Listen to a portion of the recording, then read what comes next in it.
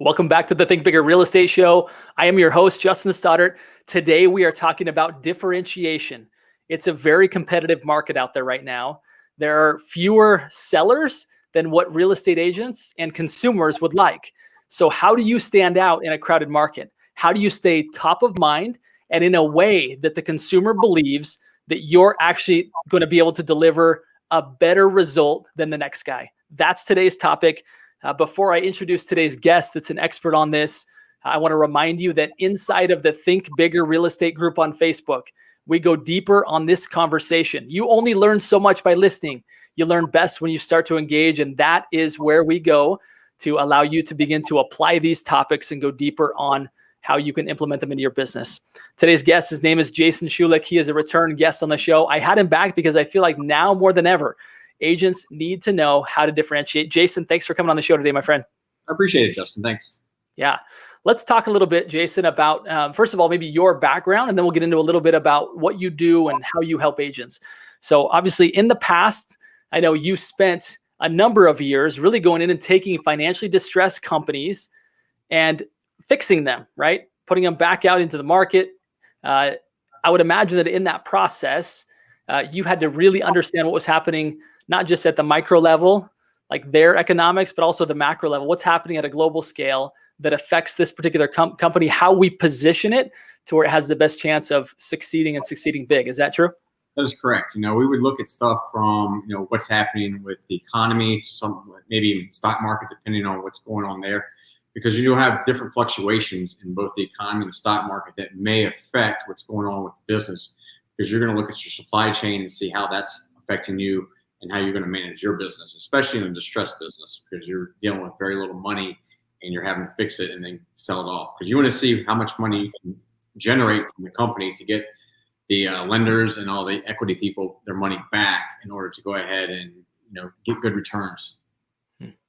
Interesting.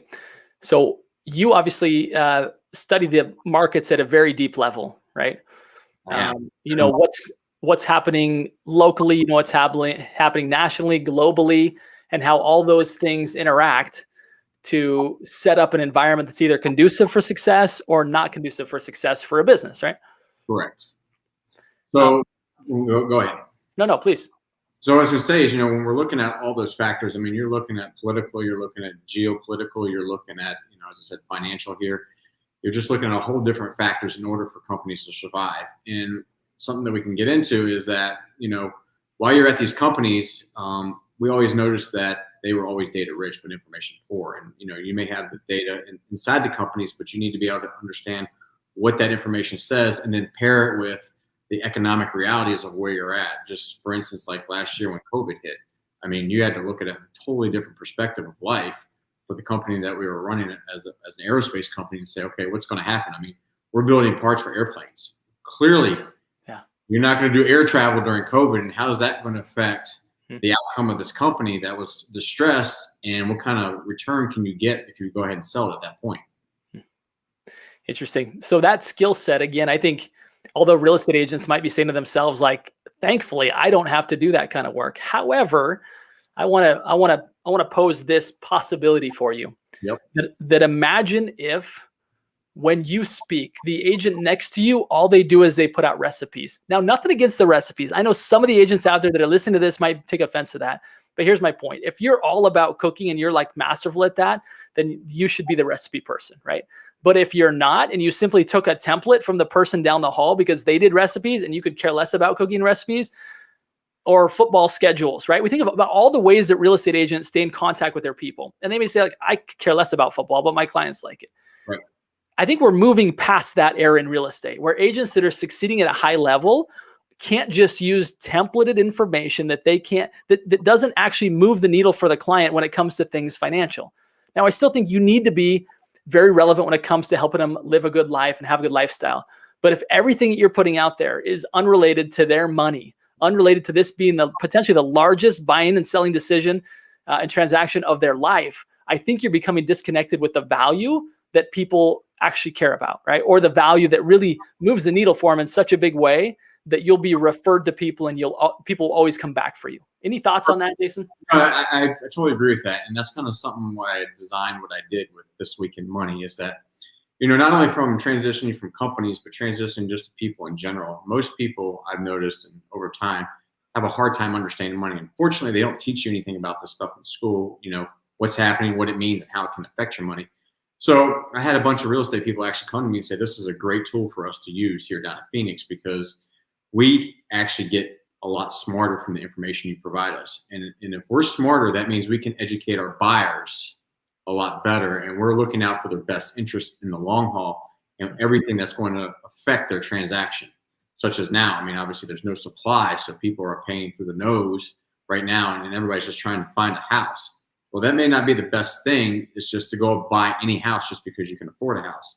There's a lot of panic buying going on right now. And if you don't do your due diligence on a house and understand what all entails in that house and, doing inspections, everything, you could really screw your client because you say, buy this house and it's got a whole lot of problems. And your client's like, well, I need to buy it right now because we're at the top bid. And that's the wrong way to look at it. And so if you're financially smart, you can go ahead and advise your client saying, here's this and this. And it also lends to down the road is if your client is happy with their buying experience and understanding of your knowledge of the financial aspects that help them, they're probably more than willing to go ahead and refer you to friends and family that want to buy a house in the future or actually want to sell a house, which is the key thing right now is who can get their hands on a house to sell because there's so little inventory out there. Yeah, we really are at an interesting time where, right, job report last week was a quarter of what they expected it to be. Concerns about inflation. People, like you said, are paying, right, crazy amounts of money for homes, far beyond even what they're appraising for, and they're doing it without contingencies. And I think it's important that people bring some rationality, right, into this equation, that maybe this is not a bubble. Maybe you are getting the best deal that you're going to have at some point. But wouldn't it be nice for you as an agent to be able to speak intelligently? Now, you're not going to be able to foresee the future, nor is anybody. But at least if you can digest several key talking points, right? Key kind of indicators as to here's what's happening economically. And I think you could paraphrase it. Like if I were a client of an agent that's listening to this today, and they were to say, look, nobody knows exactly what's around the corner financially. However, here's what we do know. And you were to say point A, point B, and point C, and all of these things affect your purchase. Just that alone, all of a sudden I went from like, oh, you're not a part-time realtor. You're not a hobby realtor. You're not even just a good realtor. Like, you're a great realtor. You just separated yourself from everybody else because you actually understand the numbers behind the economy and how that affects my purchase, right? At the end of the day, taking all that information, bringing it back to, and here's where I think this applies to your situation, buying in this neighborhood, in this community, in this city, in this area at this time. Like, blown away, right? And again, it doesn't take that much. That's the point that I want to help everybody understand, that you don't need to have an MBA or a doctorate in some sort of financial degree in order to be able to speak this way, right? But you do need to leverage the network of somebody who does, somebody who has actually can go look at the markets at a macro level like that and simplify it down and teach you on a regular basis. And I think that's a lot of what you've done, Jason. We'll get to that. For anybody that's wondering, like, okay, what's the takeaway from this show? We're going to give you a very key takeaway that's going to allow you to actually have a very simple tool that will allow you to become that professional that I just described. Allows you to confidently look your clients in the eye and say, look, nobody knows exactly what's going to happen, but here's what we do know. And that's something really powerful that you've created. But anyway, any thoughts, Jason, more about kind of this evolution of the agent, of not being just, oh, we're going to use this agent because like we were friends in high school, right? Or because they pop by cute things by my house. Like we're moving to a level now where people are expecting, in order to pay you what real estate agents have traditionally been paid, people are expecting that they get a little bit more for their money than just a friend. Would you agree with that? Correct. The thing that I look at it from a real estate agent from now, they're professional. They're just like a lawyer or a CPA or something like that. They're very specialized in what they do. And you need the people that need to understand the most information out there, because you want the person that can go ahead and lead you down the right direction. Because you're just not going to pick somebody off the street and say, hey, you know what, I'm going to go ahead and use you. If you go ahead and interview somebody as a lawyer or CPA, you want to know that they understand exactly what they're talking about and how it applies to your situation, because you just don't want any CPA for any specific reason. You have a specific need that you need for a CPA, such as tax breaks or where to live or however, and you want to go get that specialized person. So if you're a real estate agent, you want to be able to separate yourself from the rest of the pack, saying, hey, I have all this information that I'm clearly aware of now. I can go ahead and tell you how this is potentially going to affect you down the road, and this is the best option that you're going to have based upon the information at hand. And then you need to go ahead and make the decision, but I'm going to guide you down that road with all the information that I'm now aware of. Yeah, I totally agree with that. I think the reason why the Redfins of the world, the choosing any agent off Zillow, why the discount brokerages have even iBuyers have risen in market share, right? And in my marketplace, they took, I think, $38 million in GCI just this past year. Like, that was one iBuyer in our market. So it's like, it's not really affecting me. It is, and they're just getting started. And it's like, we should not be fearful that all agents are going to be obsolete. Only the ones that only open doors, right? Only the ones that are not bringing real value. Like, the days are gone, in my opinion, of well-paid real estate agents that don't provide superior value, where people are just choosing you because they like you, right? Or because they know you. People are expecting more value. There's just too much money at stake for people to choose somebody because simply it's the realtor that you know. Yet we run into this same problem of, like, you can be better, but if nobody knows it because you're not top of mind, that's a problem too, right? And I know, you're aware of that. We've discussed that. You've built a tool around that. Talk to us a little bit about how much of it does go into that. Being valuable, number one, and number two, being able to stay top of mind with that value. So if you're valuable, you can kind of drive more market share to yourself and a higher price. People are willing to pay for value. Most people, when they go out, they'll have like 3 or 4 options. It's not saying you're always going to go with the cheapest option, because the cheapest option may not be the best option. You may want to pay a little more because you're going to get a lot more out of it at the end. So you doing something like that brings a whole different, talking points to your clients, saying, hey, I've done this. I know my clients. I know my area. This is why I can bring you the most value. And so if you bring them an extra $100,000, they may be willing to pay you an extra $10,000 because you just brought them an extra 90 grand net. Yeah. So looking at that, having that knowledge and everything going forward only helps the professional get more market share. And you're right about the stuff with, you got all the technology and stuff that's going to start weeding some of the people out. But the people that really know their information, they're not going to be overtaken by technology, because technology can only do so much. Technology is not going to go ahead and negotiate your deals and stuff to get the biggest bang for the buck. And when you want to go to sell your house, especially in this day and age, this is a seller's paradise. They can pretty much write whatever the number they want in the contract and get what they need. So, one of my clients, when approached by anybody who says, will you do it for less? Like, will you shave 0.5 or 1% off your fee? Their response is, I think you're asking the wrong question. The question you should be asking isn't, can I save a little bit of money on the fee? But it's, can I hire somebody that will help me to either save or make tens, if not $100,000 by being an expert in their craft and really understanding the numbers? That's where all of a sudden competition becomes irrelevant. When you can not only say that, but back it up with results because you understand the numbers and perform at a high level. Now, like, there is no competition. You are rare air, and people will line up to want to work with you because you have a value proposition that's not comparable to the typical agent. And as an agent, you don't want to take every sale transaction on, because sometimes it's not worth your time and stuff like that. If you know your value, you know what you bring, and you're going to attract those type of buyers and those types of sellers that you want to manage. People here that are in the area that I live in, there's certain ones that are dealing with $4 million homes and more. They're not touching the ones that are 200,000 because they know they can get the demand for the 4 million because of the experts in that. So they're like, I'm not for everybody. And that's how you kind of want to differentiate yourself. And being able to do that is being intellectually loaded with the right information and being able to speak about it to your clients. Yeah, it's well said. Now, On all this topic, again, I promise that at the end, people would have a concept of like, okay, what do I do with this? Like, I agree that I need to be better, and I agree that I need to communicate that value better. I love what you've created, Jason. That's why you're back on the show. In fact, I'm going to put a link here in the comments. It's called fiscalnewsletters.com. Talk to us a little bit about what it is and how it helps us to achieve this differentiation and top of mindness that we've been talking about so far. So I created this weekly newsletter. It's called This Week in Money: The Good, the Bad, the Ugly.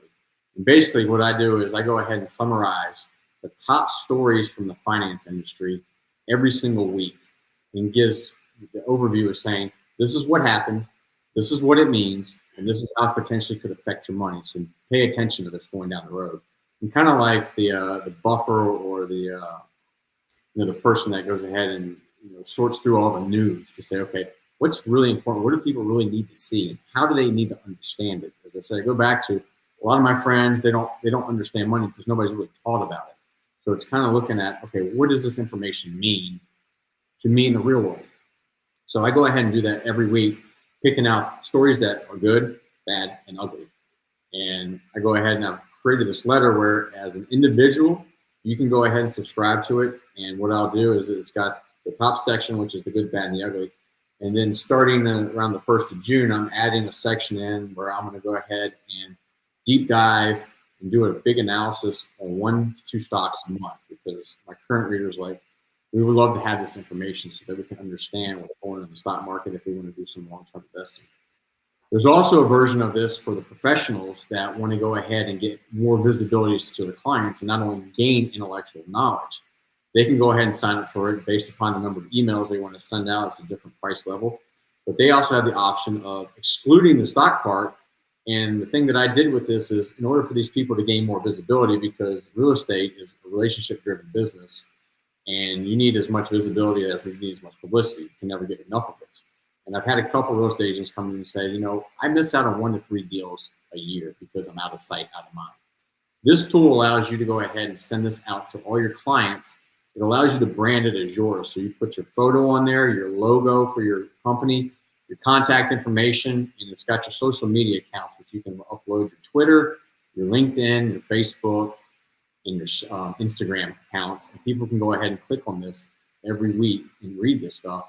And it's just a good tutorial. And so when they see your name and your picture every week, it just gives you brand new visibility that you didn't have, maybe clients you had in the past that you haven't touched base with in years or months, and allows you to go ahead and reach out to them very easily and say, hey, so you're reading this?